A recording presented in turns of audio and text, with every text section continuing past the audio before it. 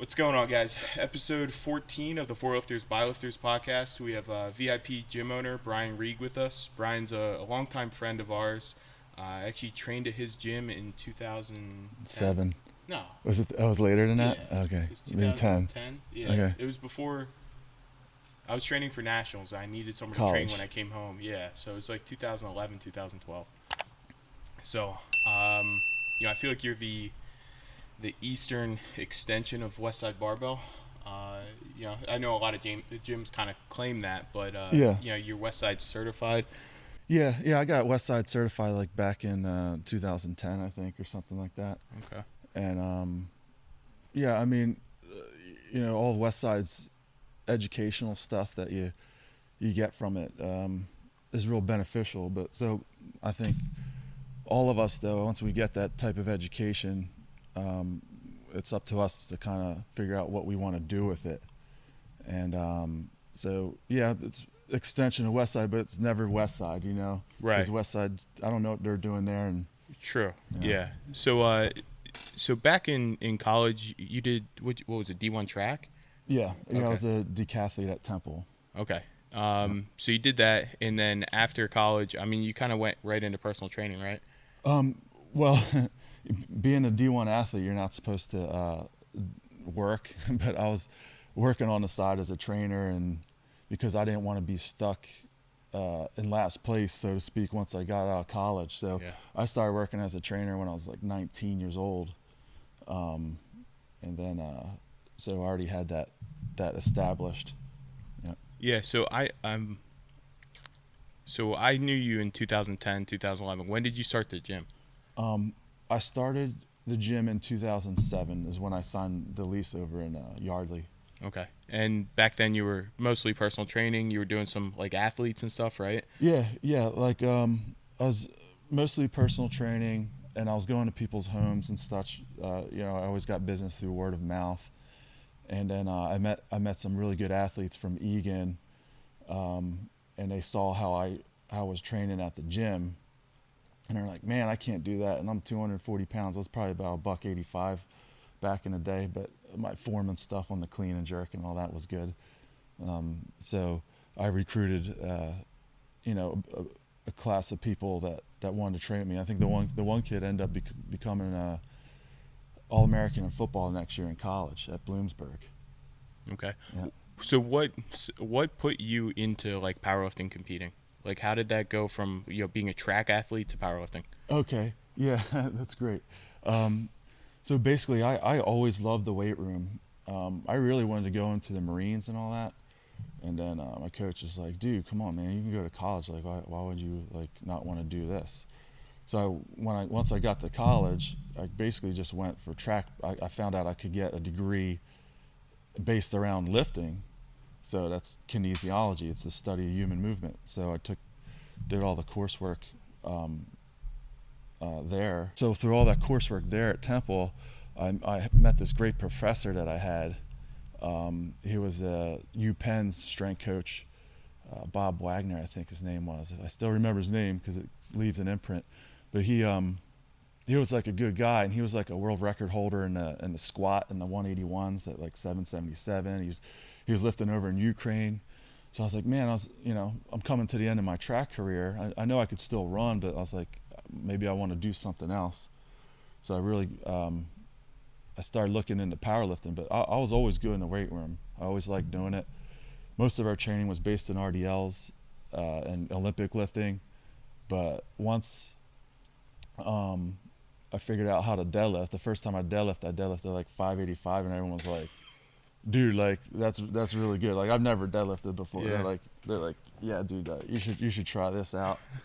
So I did a meet, and like I totaled something terrible, like, but I still won because it was like a 198 or 181 division. It might have been 181. At like I think I totaled 1275 or something, and pulled like 585, and people are like, "Dude, that's really good." I'm like, "Is it really?" Like, But we all start somewhere. So that's Yeah. kind of like how I got into it. Like all I needed was someone just to say like, "Hey man, that's pretty good." I'm like, "Okay, I'll try it out."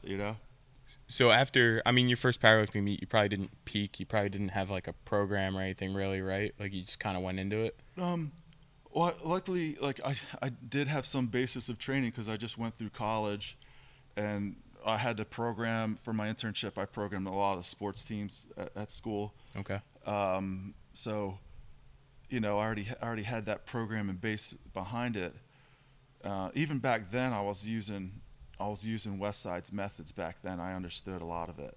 Okay. I knew that the Western periodization style training that we get fed over here was not the key. Like, so, and being in explosive sports like track, that speed element was really important to my training.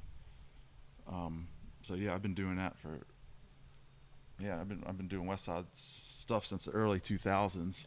So that's one thing that when I started training that I remember seeing Louis say and in articles is like speed is strength, strength is speed. And is that what kind of attracted you to that training modality? Yeah, it makes total sense. Like speed's part of the equation. If you're not training the speed aspect, your weights are gonna get stuck, and because the muscles aren't training to be elastic either, they're gonna start tearing when you start doing max lifts all the time. So it's a way of preparedness too. Yeah. I feel like to compound on that, I feel like when you have the DE and ME days or an RE day implemented in there, I feel like it can prolong your career a little bit too. Oh, for sure, for Yeah. sure. And everyone programs their ways differently. I don't know how Westside does it, but luckily I met Hoff through you. Yeah. And Yeah. I was working with Hoff for years about this, and he's really intelligent about longevity. The dude can really put it together. So he had taught me how to spread it out a little bit, stretch out the west side without giving up too information, Right. but stretch out the west side. It'll be like we only do like a super max like every fourth or fifth week, and it's all speed work leading up to that. Well, I think when Donnie totaled 3,000, he was what, 42? 46. 46. Yeah. Yeah, so I mean, we're all trying to do it like in our 20s, right? Sure. And we all break ourselves. I mean, you've had how many injuries?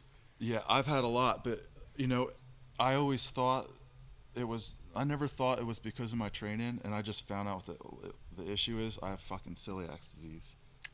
Oh. So I went going my whole life with this. Yeah. And then I go to doctors, and I get 2 elbow surgeries, major surgeries. Like I got the OK Can procedures you extend done. it? No. No. I'm basically, if I wanted to go file for being handicapped, I could. That's true. And then I just went to the doctor, and they said I need 2 knees and 2 hips. So it wasn't from the training and lifting. It's like I got cut short because I was put forth this test in my life, and I never even realized it until like I did a genetic test, and like, dude, you got celiac disease. And then I started researching it, and it's all saying like, oh, joint deterioration, organ failures, blah blah blah. So Yeah. So ever since then, I'm a lot better now. I couldn't even walk, man, and now I'm hiking and stuff. That's why I'm so skinny. I used to be 280. I'm 215 right now. What did you do to change that and reduce inflammation? I focus on inflammation, and then I also met Capco through you. Yeah. So I go to Capco every 6 months, and I make sure that blood work is legit. Like I focus on all the numbers on there, and I really had to fine tune the nutrition. I really had to I got rid of dairy, gluten, and no sugar, and I love it because all the food I get is quality and it's like enjoyable. Yeah, you don't have the crazy cravings when you eat, nutritious food. Yeah, no, because it's so good. I want more of that. Why would I want to go eat McDonald's, man? When I could get a Piedmontese steak. All right, so we kind of derailed a little bit, but sorry, actually, there was one thing I want to talk about. What year was it when you tore that bicep? Okay, I think it was in 2014. 14? Yeah. That was at Nirvana, right? Yeah. Yeah. It was like maybe like 720 on the bar, 730 or something. Something like that. And the whole deal was there was deadlift bars in the warm-up room, and I was like, oh, these bars feel great. It's awesome. My hook grips are holding because I was hook gripping, and I was like, this is going to be a great day. I go out there, hit my opener, something easy like a 625, and I was like, damn, my left hand was slipping. And I looked at the bar. It was gnarling in the middle of the bar. I was like, this is not even a deadlift bar, Yeah. And so I'm like, this is not good. So then I go 675 instead of going right to 700 on my second attempt. I miss it. And I was like, it slipped out of my hand. I was like, man, that's such a lightweight. Like I rep this for whatever. And then I was like, all right, screw it. I'm just gonna turn my hand under. So that type of weight, I go and do the lift, but I tear my bicep off because I switched at such an immense weight. But I blame the bars, man. You Dude, know? I was there. I Yeah. saw that, and Yeah. I must have watched the video like 30 times. Mm-hmm. So everybody's cheering. They're super loud. You lock out the lift, and then the bar drops like 4 or 5 inches, Mm-hmm. and everybody just goes like silent. Ooh. Because you didn't know that you tore your bicep at that time, Yeah. but the bar drops, Yeah, but you're still holding on to it. I'm like, Yeah. I knew the bicep was gonna tear off and my arm was gonna give like a rag doll. But I was like, my grip, I'm not letting go of this bar because I've already done this shit. Like, so I'm like, I better get credit. And I see him, he's like, okay, down. Like he gave me credit, and so I walk off. You know. It was nasty to Yeah. watch, though. I mean, nobody knew how to react to that. Yeah, dude, I don't wish that on anyone, man. Like after all the stuff I've been through physically. Well, I like, mean, you're still not okay Yeah. from it, right? That's still from that tear, right? Yeah, I mean, well, my elbow deterioration is because of celiacs and the high iron in my body. Okay. So I don't have any cartilage hardly anywhere. But yeah, I guess that didn't help either. And that's when I started going to Kepco, getting my blood work done. He's like, dude, that bicep wouldn't have torn off if your vitamin D levels were up. So that's all the stuff I do now, man. I really focus on all that stuff. I mean, Stan's really brought that to light in the performance world too. It's just like getting blood work done and making sure you know what you're looking at and how to address it. Oh, for sure. He's done a good job with that. That's the key. Like people are doing all this stuff aimlessly, and the answers are right in front of you with these basic tests. Go do the genetic test. Go get the blood work done. Even go check out a food sensitivity test. Because I know people are vegan and like, oh man, my stomach's bothering me. Like, and they go get a food sensitivity. They're vegan and they're allergic to leafy greens. Well, there you go, dude. Like, Yeah. If you want to be vegan, you still can, but like, you have to cut those leafy greens out of there. Yeah. You have to find other options. So everyone's different, yeah. So when you think of like conjugate training, Westside Barbell, you think of all that. You watch the documentary, which had an interesting feedback. We had a lot of guys coming in. They're like, I kind of hate those guys. They're dicks. And then other guys are like, yeah, I wish I trained there for a little bit. Yeah. So we get two different feedbacks. Yeah. But why does that training go systematically with gear training? It seems like it goes systematically with gear training, but it's actually better for the raw lifters. It really is, because we're not thinking about our health when we're competing. When we're young, we think we fucking know it all. We don't know anything. Like, so you think raw lifters can have more success with conjugate training than standard maybe rip-a-toe style training? Yeah, definitely, because it's going to give them the longevity that I was getting into. So you want to have longevity in a sport. You want to put your health first. Don't put the sport first. Put your health first, and then the sport will come. So to keep yourself healthy, I think it's the best thing for you. And every person kind of does it differently. I can't say the way Louis does it or anyone else does it, but I have it set up for my lifters where they're never getting hurt. Yeah. They never get hurt. So I get the speed week, and then the next week goes into like a strength speed week, I call it, because it's a little heavier speed. And then week 3 is like a circa, which is a near max. So they'll be doing like 40% bands or something, 40% chains against weight to get them. And then I see what that load was, and I'll say, okay, you're in this range next week to hit an ME and you're in straight weight. So they're only going to touch that max lift every fourth week, and I cut their volume down for their accessories and stuff. But I peak their volume in their accessories on week 3 beforehand. And that way I don't have to put like a real deload. I don't put a real deload in there either, because taking too much of a deload, people don't really need it. It'll kind of It reverse just kind of, progress. So I literally do like a 4-week mesocycle, and then I see what I got out of that mesocycle. I'm like, all right, I want to change this, that, and the other thing to make this go up again. So and then every mesocycle, I just tell my people 5 pounds. Like, well, I felt like I could have done 50 more. I don't care, dude. It's about the longevity. It's like a lifting maturity that we have to get into. Like, just because you can do something doesn't mean you should. That's something you're gonna have to feel out. Well, yeah, 5 pounds over 5 years is a lot better than 10 pounds, a month over 2 years, Yeah. right? Oh, So definitely. the longevity of it's important. But I think the days of Instagram and social media influence, like we want it now, Oh, sure. and we want to do it while we're young, so that way we can live the good, prosperous life of social media and having a bunch of followers and all that stuff. And I think Yeah. when we were younger, Westside was or that style of training, Westside Barbell, the aura of it, it was sexy, like it was cool. And if we wanted to be hardcore, if you wanted to lift and have high intensity, you wanted an environment like that. Mhm. But now 15 years later, it's kind of reverted, and it's the opposite. It's almost like I don't know why those guys train that way. Yeah. It doesn't make sense to me. Like I just want to do it this way, and we've seen the USAPL continue to grow. Um, different raw training federations, but almost nobody, at least when I scroll through Instagram or when I talk to people in the gym, like almost nobody trains with bands and chains. Yeah. If they do, they go to your gym. Yeah, they go to my gym. Yeah.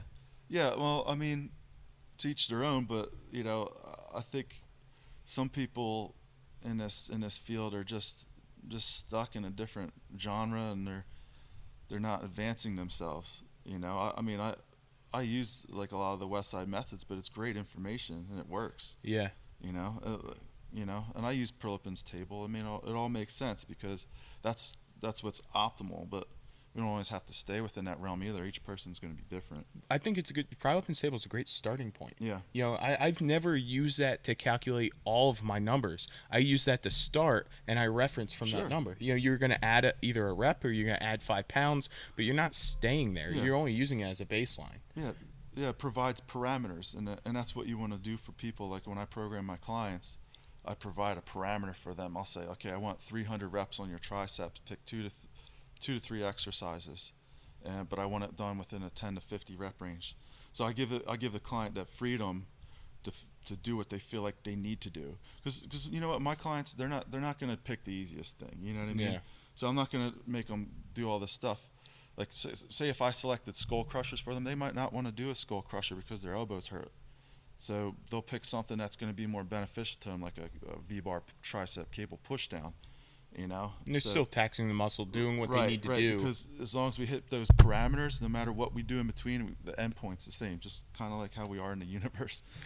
But do you think like the implementation of variable resistance, like bands, chains, boxes, do you think that reduces muscle load and in turn would build less muscle? It's funny because I think for individuals it's different.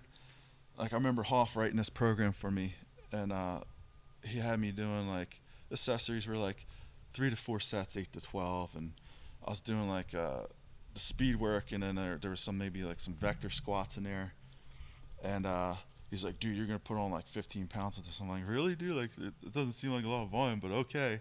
But sure enough, I put on 25 pounds after like 3 months of doing it. So I was like, so it's just it's an interesting thing. Maybe my intestines were working for me then because I wasn't eating much gluten and I was absorbing food the way I was, and so there's a lot of answers people have to look for, and there's a lot of different little things to address to get their gains where they need to get them. Like basically, you got to work on your entire self. Yeah, I just think the sex appeal of the conjugate training. I just it stands in my head. There's a picture of all of them probably in like the mid '90s, Mm-hmm. and there's probably 10 or 15 of them standing outside with their shirt off. Actually, I think it was made into a meme saying like if you mess with my daughter, like I'm bringing these guys or something. Yeah, right, Do you right. know what picture I'm talking about? Yeah, that might. Yeah, that was like. Louis got the glasses on, the mustache. Yeah, and- everyone was in there. yeah, Yeah. and like they're all jacked. Yeah. Every single one of them. Oh yeah. Traps to their ears, big chests. They all have visible abs, but they look like performance athletes. Like Yeah, you they're wouldn't want to solid. run into that guy in an alley. Yeah, they might have eaten And- some gluten. Yeah. Yeah. Yeah. and but how come the guys don't look like that anymore?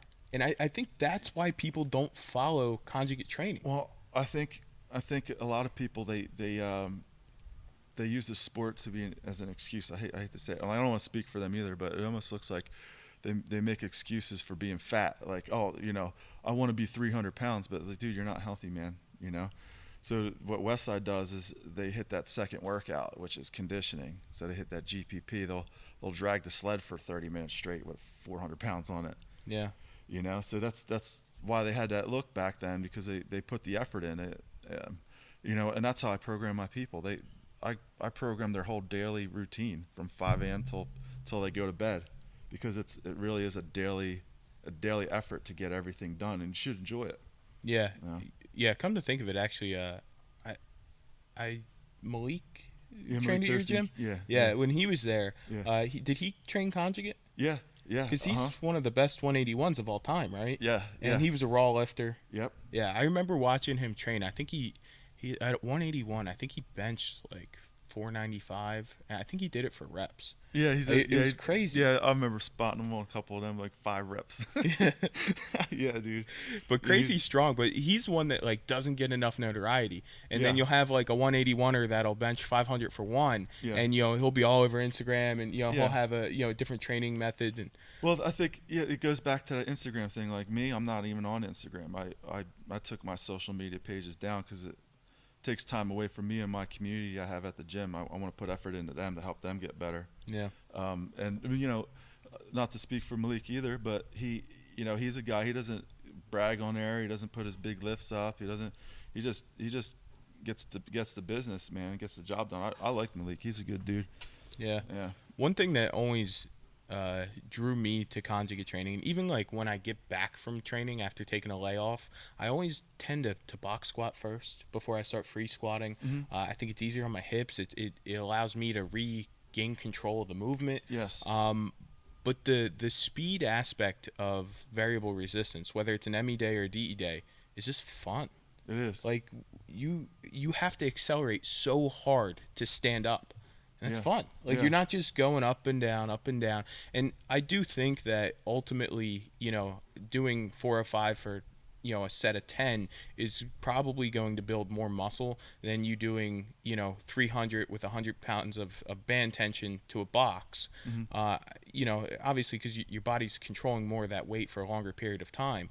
But it's just fun. And Yeah. I think if you were an athlete in high school, if you were an athlete growing up, I think you should try, conjugate training. Oh, dude, I got a client. She's 80 years old. She does conjugate training, and she competes. She didn't do her first meet till she was 76 or something. Yeah. So, but that speed aspect, we all have to train going forward all the way to the end of our days, because once we get older, we start slowing down. We don't want to slow down, man. Like you want to be able to react and move quick. Yeah. So I strictly use that speed for what it is. I don't try to add reps to be like, oh, I got to gain more. No, I always just train that speed, and then accessories afterwards. That'll be all my bodybuilding. I'll go over on the leg press and I'll do like a couple sets of high volume 50s, and then I'll do some heavy 10s and whatever I feel like that. I feel like my quads need that day, or glutes. I'll go over. I'll do Hatfields on the belt squat machine. I welded a rack into my belt squat machine, so I can hold on to the rack, and I just get a lot of volume in that way. So I really bodybuild style, so to speak, with all my accessories, but I get my work done on the main lifts the way they're supposed to be. It's only meant for speed and maximal strength. Are your assuming you were back in competition days, Mm-hmm. are your accessory lifts always geared towards making your primary lift better, or is it geared towards building muscle? That's that answers both of those areas. Yeah, it does both. Okay. And it's going to be up to the individual to become in touch with themselves, to see what they really want and truly need. Like they need to figure themselves out. They can't have some coach tell them like, you need this, you need this. I don't tell anyone what they need to do. I tell them what I like to do, but I'll tell them what I think you could do, because this helped for me. That's the only way you can teach someone. Is by them actually learning what's best for their body. Yeah. They Yeah. got to figure out who they are. They're not, nothing's the same between any of us, but I'll tell you one thing, the way I set up on my squat, I make everyone do that, because they're not going to be loose in the squat. And then when I go to meets, people are like, wow, your lifters really held it together really well with good form and everything. Like, yeah, well, they all do it the same,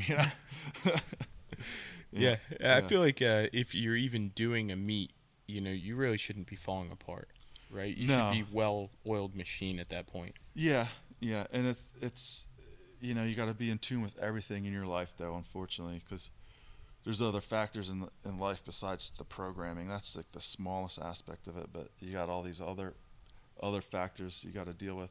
The environment that we live in, you got to deal with the Crazy social girlfriends. factors that we have, and crazy girlfriends, yeah, all that stuff, and that all puts a wear on our physical being too. So I try to help people overall, because that's how we're going to get there. And I've seen it with a lot of people. I've had people come back from cancer, come back from stroke, divorce, death, losses, like just every life thing that gets in your way, and gets in the way of your goals for lifting. But man, that's life. You just gotta stay positive and just stay on that even track to keep going, because that's what you're meant to do. You gotta live in this body for a short time. That's it. Yeah, Mm-hmm. that's very true. So with, I know that your gym has basically everything that's ever been created for powerlifting. Like last time I went to your gym, I mean, you had every bar, you had a bunch of different deadlift bars, you have different Texas bars, you have different squat bars. Mm-hmm. Do you still have 3 monoliths in there? Yeah, three which is crazy. You can't even find a gym with 1, and you have 3. Yeah. You have all the machines, you have a bunch of elite FTS stuff. Mm-hmm. Do you think that, we have the transformer bar now, we have the safety squat bar, we have the cambered bar. What else is out there? The Mars bar. That's Buffalo my new bar. addition. I got Buffalo bar to Bow bar. I like that. All the strongman stuff too is cool too. Like I like training strongman. I got a lot of guys doing that. I got like every log you can think of. Well, I got 3 logs, but stuff, farmers carries and hex bars with multiple grips. And do you think people get carried away with the variation within their programs though? I think people do and can. Like even though I have all that stuff, my programming is pretty basic, because I want people to come once they finish a mesocycle. I want them to come back to that mesocycle in a sense. Maybe some variables will change, but they also need to see why we're doing it and how they're going to advance with that. Yeah. So like if people are changing the lift 20 times over 20 weeks, and they're really doing it aimlessly, and they can't really come in touch with themselves to say, well, this is why I'm doing it. Like if they can have a reason for that, then sure, tell me.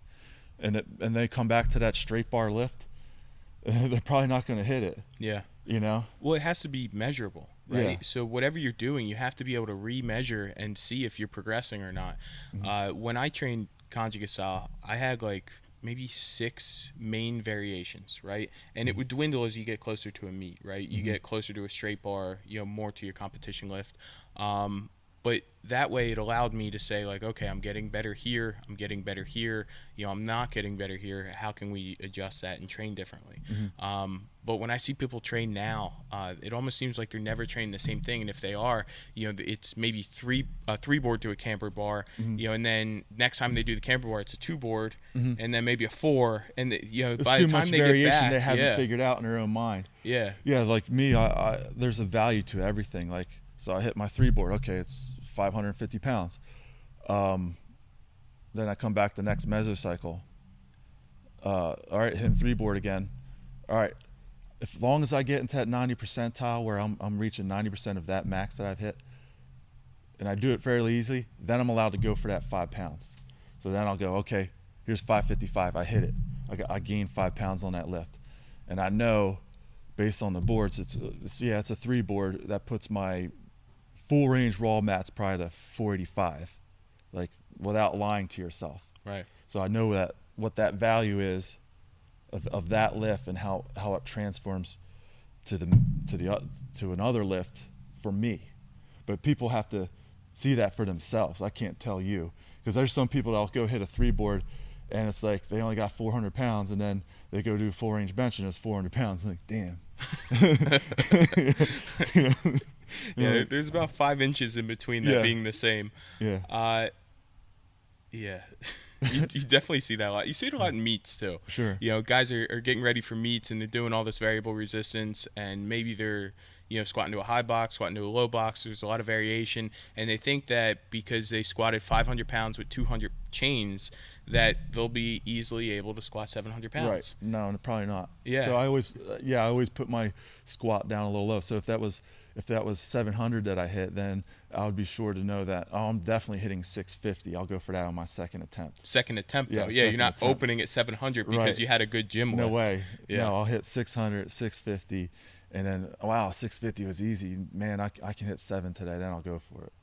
So you've been around for a while, right, with powerlifting? Yeah, I mean, my first meet was in 2007, and that's when I So it's that's when 13 years. that's when I opened my gym. Same time too. Yeah. So, and Yeah, before that was the track career, which was fun. But you did what was that WMPF. WMPF? Yeah, they're great. Yeah, so you were over with them guys for a while. Yeah. You did some IPA, some RPS, Mhm. SPF. You doing any SPF meets? I may have. Yeah. Mainly APF. APF. You know, the way the APF has grown as an organization and bring back the WPO and all that stuff. Yeah. I really wanted to be a part of that. So my last meet I did, I did Relentless. That's right. But my last major meet besides Relentless was in 2017, and I was completely falling apart. My joints were just gone at that point. I won nationals, APF nationals I did.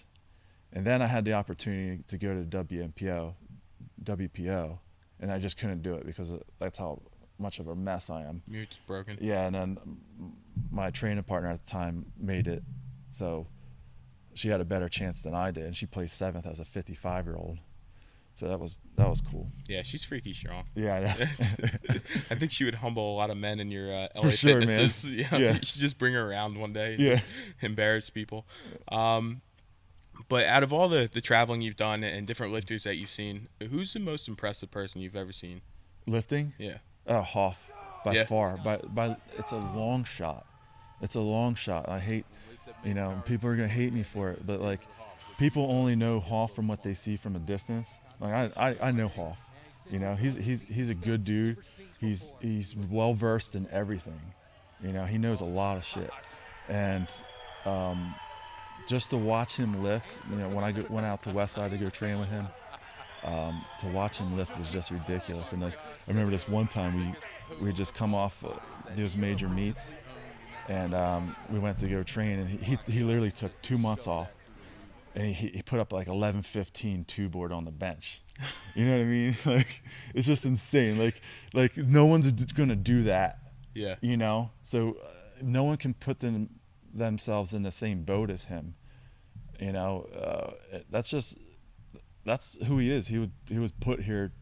His message was to be a powerlifter and whatever else that he has inside of him. Yeah, I mean, he's a tremendous squatter too, right? He has the all-time world record. Yeah. Right. And and anyone that wants to give a hard time about death, dude, I've trained with the guy. He gets right up parallel and does this dip. He's like 2 inches deeper, but he stays so upright in a squat, and he's so compact. His form is so good that it's like an illusion. But if you're standing next to him, you're just like, damn, you buried that. And then you got some critic saying, oh, he looked high and blah, blah, blah. It's like, dude, that guy, his quads are probably like 38 inches or something. I don't know. I think, the internet is probably the worst thing to happen to multiply because of that, right? If you have a camera angle from up here and you're coming down at the knee, anything's going to look high. Sure. I mean, people hit Ray Williams with it all the time. Sure. Ray Williams is 400 He's compact pounds. like Hoff. So Yeah, it's going to look high, but his hip crease is way deeper than his quad height. Yeah, it's just, they regulate Ray still, but all of his squats look the exact same. Sure. But all right, so Hoff bench, what would you say, 11:15? 11:15 to a two board after a 2 month layoff. But his all-time best is what, 10:50? You know what? It's so hard to keep track of anymore because he's had, like, he's broken 3,000 so many times. He just totaled 3105. Legit, dude. Like those judges are no freaking joke. We go to this meets and every power lifter's guilty. Come on, we go to these meets and you know someone and they're just going to be a little nicer to you. Okay, there's gimme meets everywhere, but this was done at the WPO. All right. Yeah. Like, it's no rinky dink. Like, it was on ESPN, I think. it's on right? ESPN. Yeah. Like, sure, like. But how much? So let's just say he squatted or bench 1050. What does that mean to the Raw community?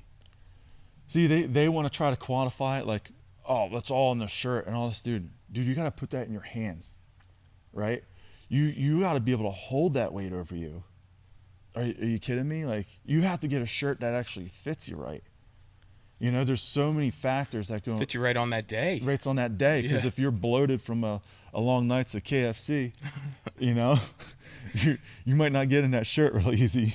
Yeah, I remember I hit my first over 500-pound bench with you and Evan at your place, and we couldn't get the shirt on all the way, but it worked It for gave you that good day. resistance. Yeah, well, I got good pop off the chest, and my last nationals, we were down in Louisiana, and I actually weighed in almost 10 pounds less than what I normally held at.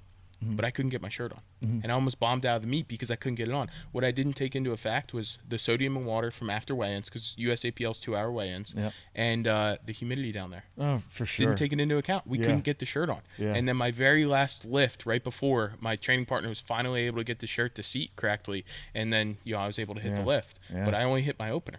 Yeah. To me, multiply, It's a different beast. it's a There's different so sport. many other factors that get in Yeah. the way. Yeah, it's a completely different sport. Yeah, like like, you're not just gonna throw on a shirt and be able to do it. Like, I still got guys. I'm just like, come on, dude. Like, I taught myself this shit. Like, Yeah. you know, like, I'm just telling you what to do, and you still can't do it 3 years later. Like, it's not easy. It's hard, Yeah. especially benching. Like I do feel like if anything were to go away, it should be the bench shirt. I don't. There's nothing about it that I like.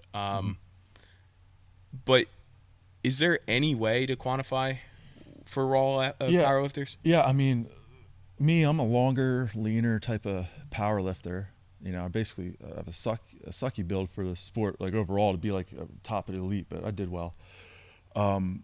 I knew, like, if I get a shirt that fit, I'm only getting like $150 out of this thing, just because of like my leverages, you know.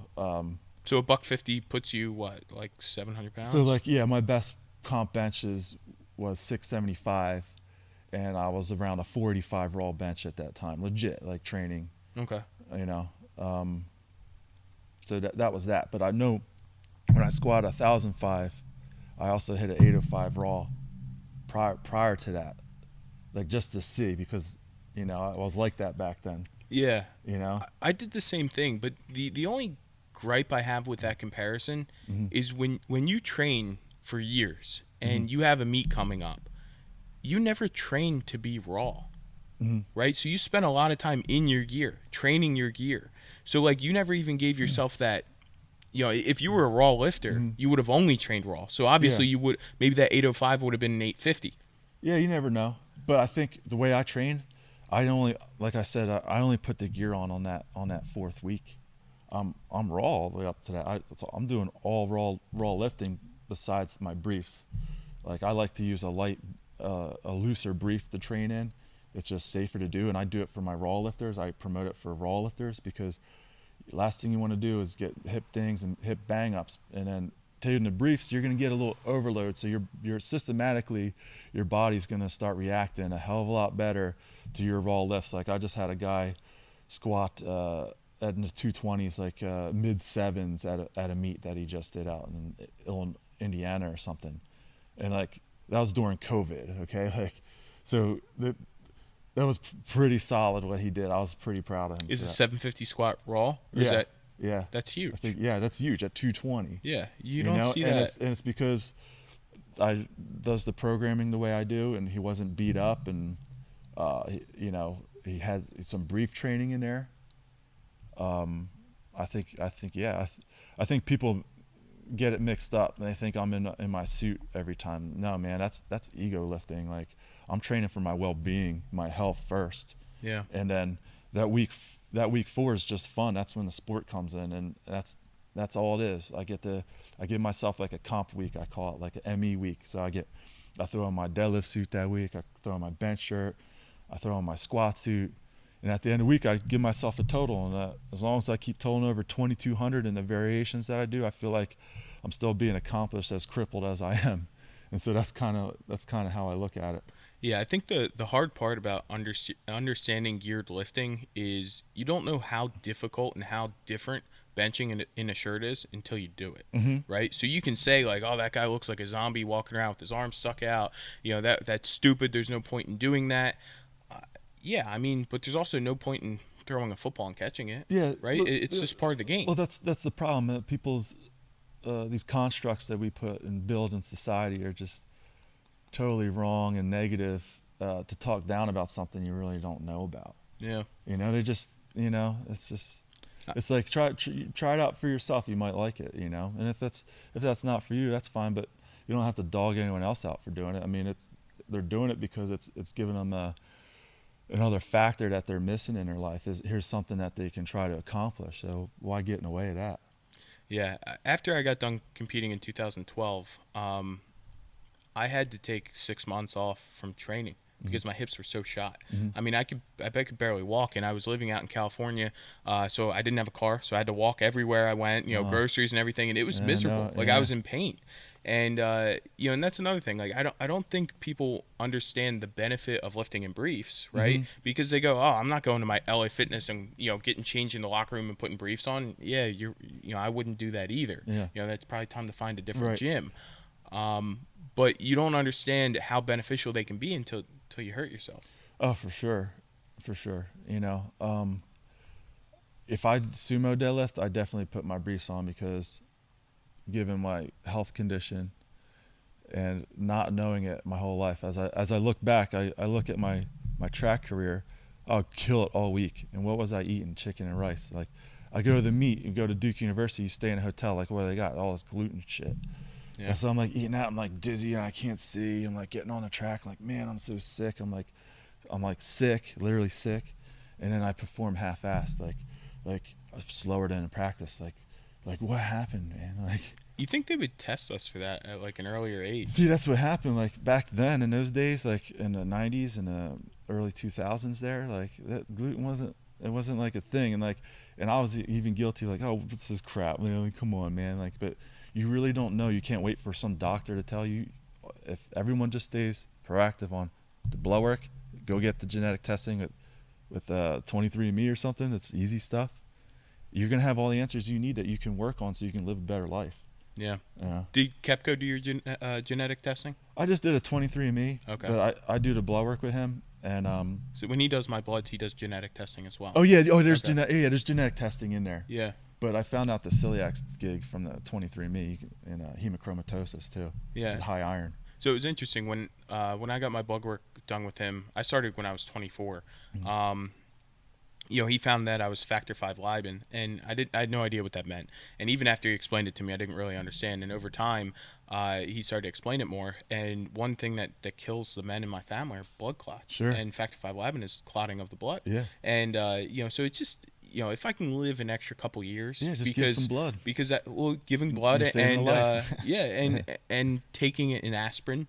Right, if I can live a couple years longer for doing that, just because I got some blood work done, it just makes sense. Yeah, it's so easy to ignore all these little things that people are stuck focused on other things, and they think that there's some magic difficult route to find this thing, but the answers are probably really simple.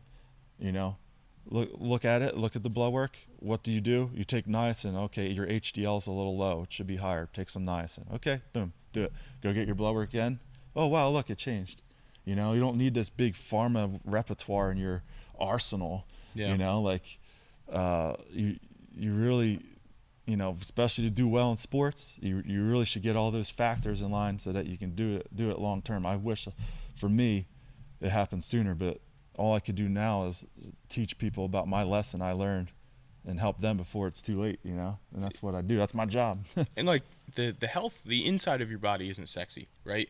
So like it doesn't, you don't think it relates to building traps and a big chest and big back.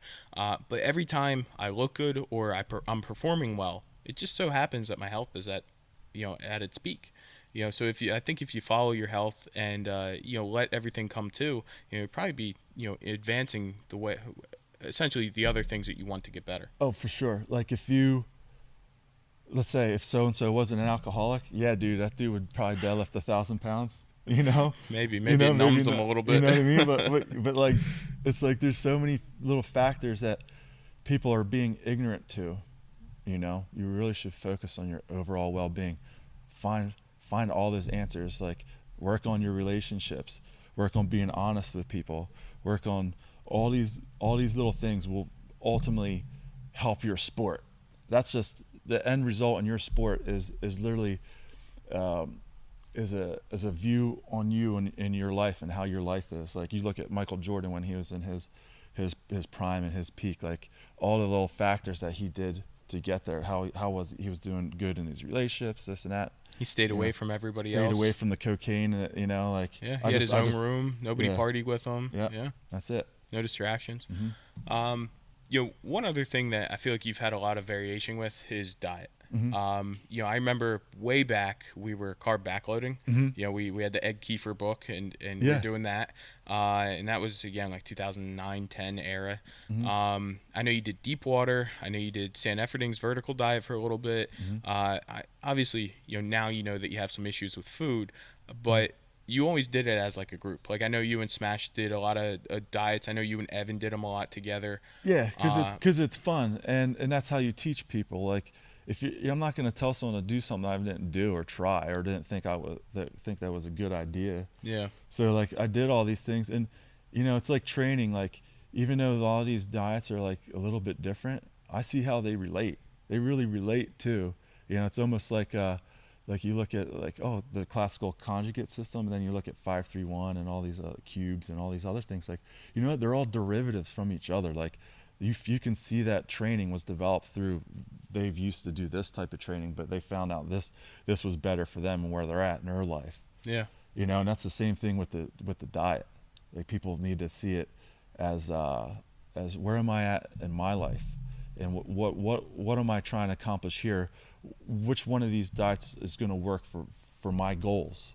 And be honest with yourself. Don't just do it because so and so is doing it. Like you got to look at it and say, all right, I'm going to try this because I really think it's going to help me gain 50 pounds of muscle. So maybe a ketogenic diet wouldn't be ideal for that person if they're trying to gain 50 pounds. Sure. Yeah. Sure. A little restrictive. Right.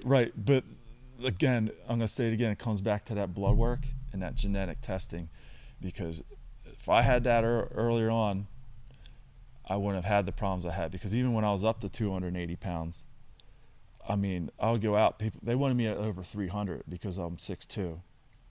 And I'm just like, dude, like, I don't understand. I'm eating 2-3 entrees a meal, man. But like if it had gluten in it, I didn't realize that I'm blowing up the toilet. So a lot of people don't understand why people would want you at 300 pounds. Can you explain that? Why people would want me at 300? Yeah. Well, I feel like people that have been in sport, like Louis, like all those people, they kind of have an idea of what your frame's going to tolerate based on how tall you are. Hoff's an anomaly, though. He's he's just in a league of his own. But he's filled out for his frame. Sure, he's filled out. There's nothing left to put on that frame. You can't put nothing left on there, man. So I mean, optimally, if I was to compete with Hoff, I would probably have to be 400 pounds like Donnie was. Yeah. So Donnie was in that league with him. But it's for power purposes, but it's for leverages as well, right? For your leverages. Like, I mean, to put that amount of weight on your back, you'd think you'd have to be a 400-pound man, but because Hoff is so compact, he can do it at 300 pounds, dude. So you're not beating him. Yeah. Okay, look at that Glossbrenner formula. I'm glad they introduced Glossbrenner formula because it doesn't allow. I mean, it's cool to see some guy squat 1,200 pounds. That's even though they're 500 pounds. I enjoy it. Yeah. But ultimately, the Glossbrenner formula puts you at a competitive area that everyone gets to compete with each other. And at the end of the day, you're like, oh, damn, that little 109-year-old girl won today? Yeah. Wow, but dude, she benched 370. Yeah. She's 109 pounds. She benched 370 pounds, man. That's healthy. Like, wow. Yeah, it's impressive. Yeah. And that's a good point. It does put everybody on a level playing field. And it also lets you, when I used to compete, when the women would compete, nobody was in the stands. Mm-hmm. Nobody even watched it. It was dead silent. Nobody cared. Mm-hmm. But if the women are now kind of competing against the men because of that formula, it probably makes it a lot more involved. For sure. It looks great. And it's also a good voice for women, to give them an opportunity to show what they can do. Because I'll tell you what, the women at my gym, man, as people and all the stuff they go through in their life and to be where they're at is very impressive. Yeah. Yeah. Like I got two women that have done the WPO, and I have others that are definitely capable capable of doing a WPO. I talk to Shauna maybe once a year, Mendelson, Yeah. and she's still to me like one of my favorite powerlifters. Oh yeah. Sean is awesome. great, man. She's just a great person too. She always she's tough as hell. Her mouth, dude, no zipper, but she literally is a good heart, man. Like she tries to do really good in this world with people, like inviting them over to her circle there, come up to my gym, come hang out, like it's a great thing. Like I've gone to her meets and I've brought some of my bars that she could use. She always comes down and helps me at my meets. Those guys are great, dude. Without them, I'd be lost because I don't do any of the technical aspects of running the meets. But her and Donnie, like, they're anomalies. They've both competed in bodybuilding.